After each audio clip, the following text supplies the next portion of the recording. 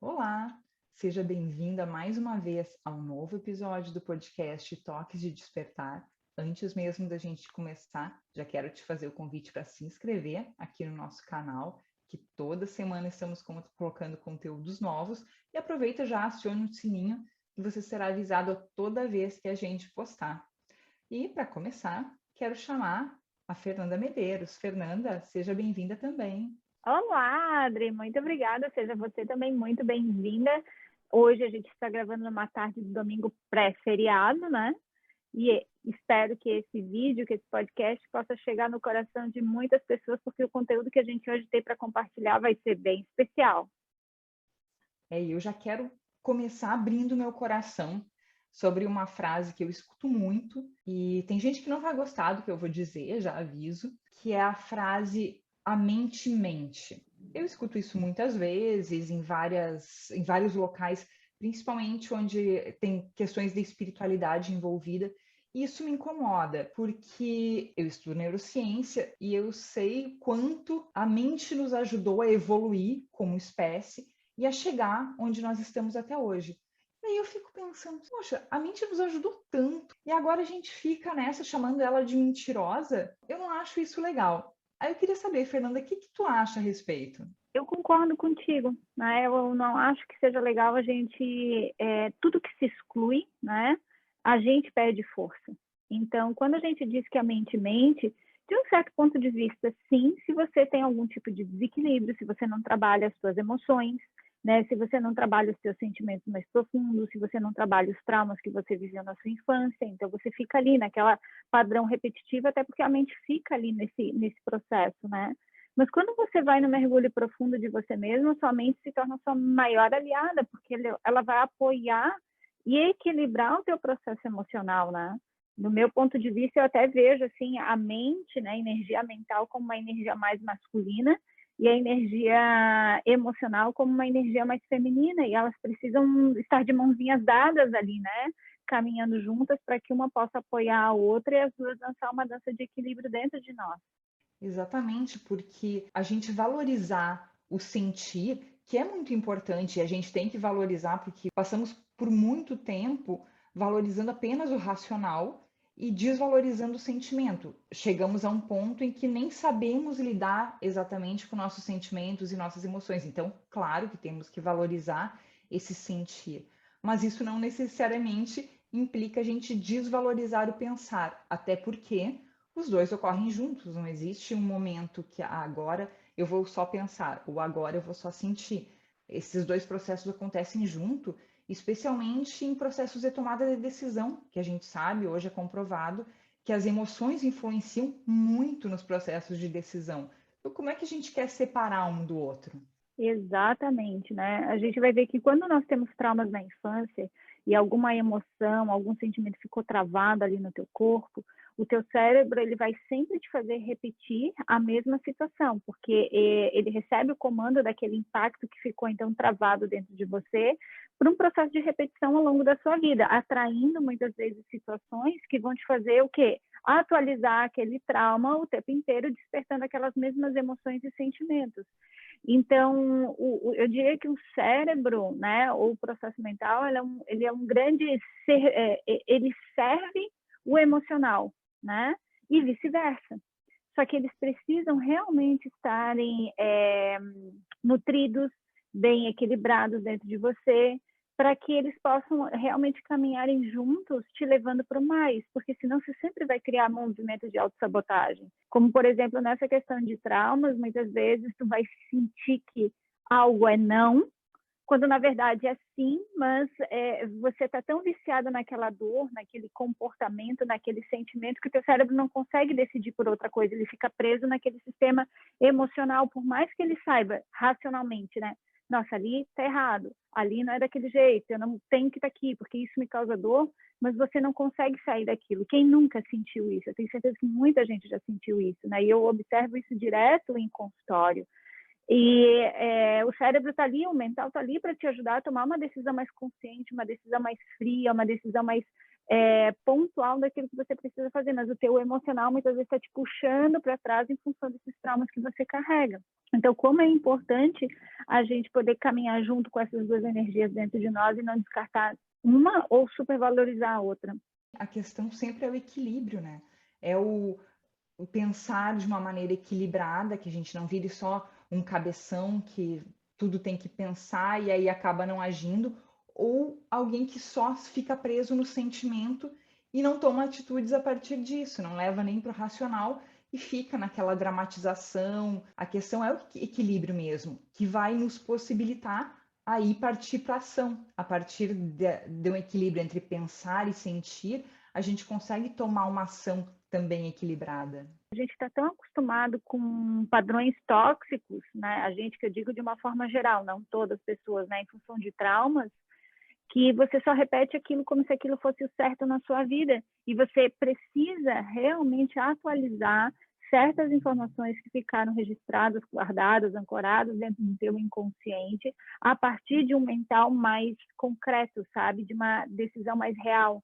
Porque quando a gente fica parado em traumas, a gente fica na fantasia do infantil, né? Da criança. É como se a criança dentro de nós, emocionalmente falando, estivesse tomando controle, e a gente não consegue ir para o adulto que racionaliza, que então toma uma decisão, que pondera, que sabe que vai ter que perder algo para poder ganhar outro algo, que vai precisar muitas vezes dizer não.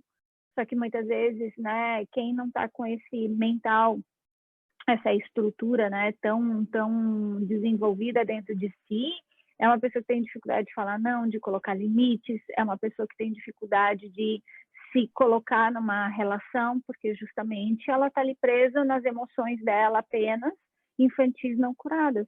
A gente sabe que a mente tem os seus truques, ela nos ajuda a sobreviver, mas também fica presa a traumas, e são coisas que, em vez de a gente dizer, a mente mente, então não vou acreditar nela, temos que trabalhar esses traumas para superá-los e saber como lidar com eles, em vez de só colocar, a mente mente, não vou acreditar nela, vou ficar só no sentir que tô bem na foto. Não é bem assim que funciona. Não generalizando, mas observando, a gente vai ver que as mulheres saíram muito do seu emocional, né?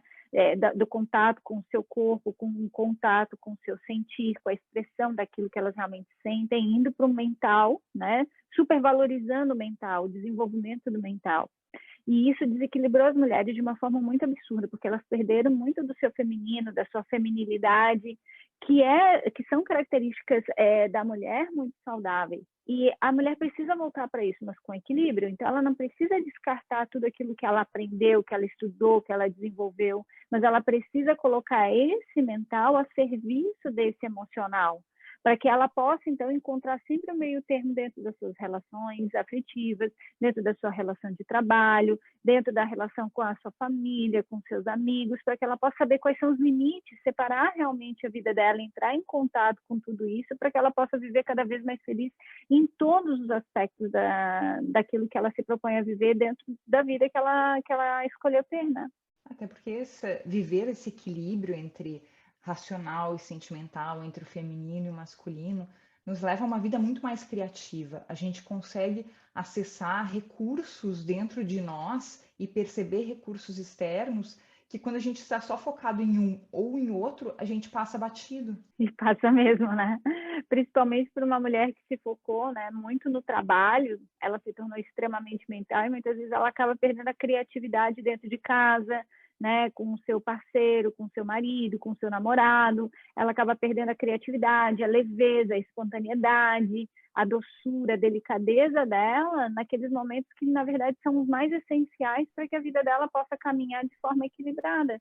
Então, coloca toda a energia lá no trabalho, conquiste, vai e pegue, dá conta e resolve, que daí não sobra mais tempo para nem receber mais nada da vida. Porque ela mesma não se dá limite, né? E o contrário também acontece. Quando ela fica presa só nesse sentir exacerbado, acaba caindo no drama, acaba não racionalizando para ver como o que ela está sentindo pode se tornar real, pode se concretizar na sua vida e partir para uma ação que aquilo possa desencadear. Exato, que daí ela vai para o drama, né? Quando a mulher ela está muito na energia do feminino, em desequilíbrio, ela vai para o drama, como também vai para a carência, vai para o desespero, vai para a angústia, né? Porque ela não consegue tomar uma decisão efetiva de adulta, ela fica ali presa naquela criança em alguma parte dela, né? Do passado dela, e aquilo pode gerar, inclusive, até mais complicações de tomadas de decisões até que vão complicar ainda mais a vida dela. Eu acredito que essa tríade pensar, sentir e agir em equilíbrio é o caminho perfeito para que a gente consiga, primeiro, visualizar o que precisamos conquistar, o que precisamos mudar na gente, traçar o objetivo e ir atrás e concretizar aquilo. Eu diria, inclusive, que é uma parte essencial a gente ter a noção de que muitas vezes tu só sente, muitas vezes tu só pensa, e o essencial que é agir, que é vir para a realidade, que é pagar o preço por aquilo que você está sentindo ou que você está pensando, você não faz. Então, se tu parar para pensar, isso não é vida. Você está numa ilusão ou você está num sonho. A ilusão ali só pelo mental, né? E o sonho só pelo lado emocional. Sentindo excesso, pensando em excesso, mas o executar, que é vir para a vida, que é pagar o preço, que é quebrar a cara muitas vezes, que é o se arrepender, mas é o que também você está ali na arena e tu vai provar o gostinho do sucesso de tudo isso que você sentiu ou pensou, muitas pessoas não fazem. Então, o excesso de mental vai para a crítica também, o excesso de emocional te gera paralisação, porque você fica com medo de arriscar. Então, a gente precisa, sim, desenvolver cada vez mais a ação, o ato, o agir, porque isso é o que vai te dar, então, a clareza de qual desses dois, o excesso, né? De qual dos dois tem excesso na tua vida. Porque, às vezes, quando você vai agir, você vai ver que é diferente totalmente daquilo que tu pensou demais que seria. Eu tenho N casos no consultório, que daí a gente entra no processo mental acelerado e sim. Quando a pessoa vai executar a ação, puxa, mas não era nada daquele sim.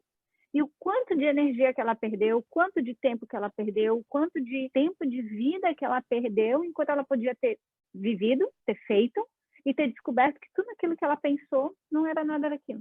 Ou tudo aquilo que ela chorou também não era nada daquilo. Quando a gente para pensar no tempo perdido, que o tempo é o que a gente tem de mais precioso, que a gente não consegue recuperar, começa a dar aquela preocupação.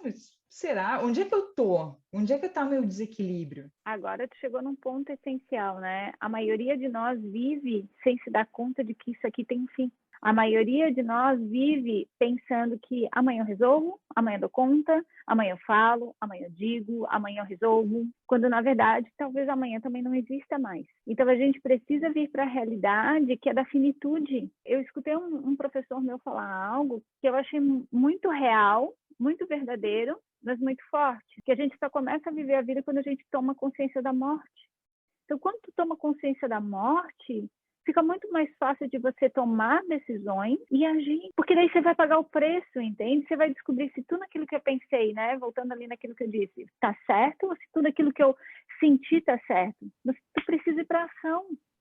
Porque senão a vida vai passar e você não vai ter vivido. E o que acontece? Tem aquele best-seller, né, que é um livro que eu não me recordo agora o nome, mas fala sobre os doentes terminais, de uma enfermeira, né, que ele escreveu sobre os doentes terminais, que eles contam ali os maiores arrependimentos deles, e um dos top ones é o quê? Não ter feito. Eu me arrependo de não ter feito, de ter pensado demais e não ter feito o que eu deveria ter feito. Eu me arrependo de ter sentido demais medo e não ter feito o que eu deveria ter feito. E a consciência da finitude da nossa mortalidade, que é algo que começa a chegar mais próximo, a ser mais concreto quando atingimos a meia-idade, é um dos principais motivadores de a gente querer transformar as nossas vidas, de a gente querer rever essa identidade que carregamos até hoje e que talvez não sirva mais. A gente chega aqui nos 40, a partir dos 40 anos, né, 35, 40 anos, a gente vai se dando conta de que, não dá mais tempo para você mentir, sabe? Não dá mais tempo de você ficar fazendo joguinho, não dá mais tempo de você ir empurrando com a barriga, não dá mais tempo de você não tomar uma decisão. A vida acontece agora e isso vai ficando muito latente para quando a gente vai chegando nessa idade, no sentido de que, caramba, não cabe que dúvida. Ou eu arrisco, porque senão o tempo vai passar mais rápido ainda. E foi. E eu perdi as oportunidades, porque eu só fiquei ali sentada esperando como uma criança, muitas vezes, que as coisas se resolvessem, né? E as coisas não se resolvem de forma mágica. A gente precisa sujar as mãos para poder, então, moldar a vida que a gente gostaria de viver. E isso ainda é mais comum quando a gente negligenciou coisas importantes para nós. Nesse meio do caminho, por um ou outro motivo, abrimos mão, abandonamos, e essas coisas voltam na meia-idade. E o relógio está correndo. A gente tem consciência da nossa finitude, de que não temos mais a vida inteira para conquistar isso que realmente faz sentido para nós. E aí, é hora da ação. Esse é o momento, então, que a vida vai te chamar para o combate e vai dizer assim, tá, e aí, o que você quer? Agora eu estou te jogando aqui, ó, mais situações que é para ver se tu toma uma decisão, para ver se tu começa a falar mais a verdade para você mesma e para outras pessoas, se você começa mais a agir de acordo com aquilo que realmente é a tua verdade, que são os teus valores, que é a tua integridade, ou se tu vai continuar brincando numa festinha, achando que está no playground, quando na verdade a vida já aconteceu. Também é a fase da vida em que nós temos um convite muito forte para unir o que a gente tem de racional e o que a gente tem de espiritual. Em vez de ficar fazendo dualismos, isso é racional, não me serve, ou isso é espiritual, não me serve, é unir ciência, espiritualidade, saberes ancestrais, as novas descobertas, para que tenhamos uma qualidade de vida muito melhor. Isso é o que grandes cientistas têm defendido e ainda ficamos nessas birras, como se existissem verdades absolutas, que uma excluísse a outra. Então, quando chegamos na metade da vida, temos essa oportunidade de nos apropriarmos dos conhecimentos que podem nos servir e unir para que tenhamos uma fase de vida muito melhor a partir de então. É isso aí, uma fase de vida muito mais integrada, muito mais inteira. Eu diria que a gente vai se tornando mais inteira, né? Mais verdadeira, mais autêntica, mais a gente, né? Mas se a gente se permitir, porque senão pode chegar essa fase da vida e você não fazer o trabalho interno e o negócio degringolar em algum momento. O que vai acontecer? É o que eu mais atendo em consultório, é isso, né? São mulheres de 40, 45, 50 anos se sentindo perdidas, vazias. Tá, eu tô nesse casamento, tá, eu tô trabalhando com isso, nossa, mas não me preenche, gente, eu tô aqui nesse lugar, mas não faz mais sentido. E ela não sabe de onde é que vem isso. E nem quais são os passos que ela precisaria dar para tomar a decisão que, num ponto de vista para ela, é acertada. Então, muitas vezes, quando a gente pensa demais, a gente quer também a resposta certa, a decisão certa, o passo certo. E, gente, nessa fase da vida não tem passo certo, não tem decisão certa, não tem escolha certa, porque é novo. Então, é uma experiência. É se abrir realmente para a experiência e agregar, fazer download, sabe, de novas informações e aprender com o novo.